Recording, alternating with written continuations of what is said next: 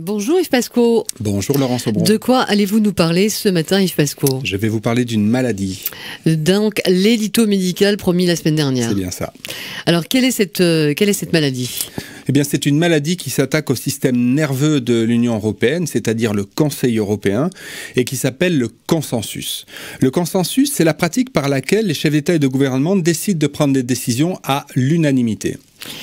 Et docteur Pasco, vous avez pu constater les symptômes de cette maladie, c'est ça? Bien plus que ça encore, Laurence, puisque cette maladie a carrément été déclarée par les chefs d'État et de gouvernement eux-mêmes lors du Conseil européen d'octobre 2017. Au cours de cette réunion, les chefs d'État et de gouvernement ont abordé la question de la refonte du régime d'asile européen commun et ont décidé, je cite, « Le Conseil européen reviendra sur cette question de la refonte du système d'asile et s'efforcera de parvenir à un consensus au cours du premier semestre 2018. » En langage normal, ça veut dire que les dirigeants européens ont décidé de soumettre toute la réforme de l'asile, c'est-à-dire plusieurs propositions législatives, au régime de l'unanimité. Et ça pose problème? Oui, ça pose de très gros problèmes parce qu'il s'agit non seulement d'une usurpation de pouvoir, mais aussi d'une violation des traités. Il faut rappeler, Laurence, que si le Conseil européen est la plus haute institution politique de l'Union européenne, car il s'agit de la réunion des chefs d'État et de gouvernement, le Conseil européen ne dispose pas de pouvoir législatif. Le pouvoir législatif dans le domaine de l'asile appartient au Conseil des ministres et au Parlement européen. Et en décidant de soumettre la réforme de l'asile au consensus, le Conseil européen s'accapare, usurpe d'une certaine manière ce pouvoir. En outre, la règle de l'unanimité constitue une violation des traités.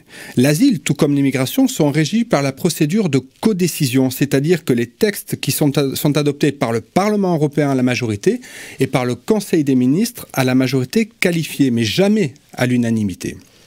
Enfin, le consensus, c'est la victoire du moins-disant, du plus petit dénominateur commun. Au fond, c'est la victoire de ceux qui sont hostiles à toute intégration européenne. Et c'est en réalité le risque de sclérose. Mais y a-t-il un remède ? Oui, il y a un remède, il existe et il est entre les mains du Parlement européen. Ce dernier peut s'opposer politiquement à cette dérive provoquée par le Conseil européen. Il peut également saisir la Cour de justice puisque le consensus vient à violer le traité.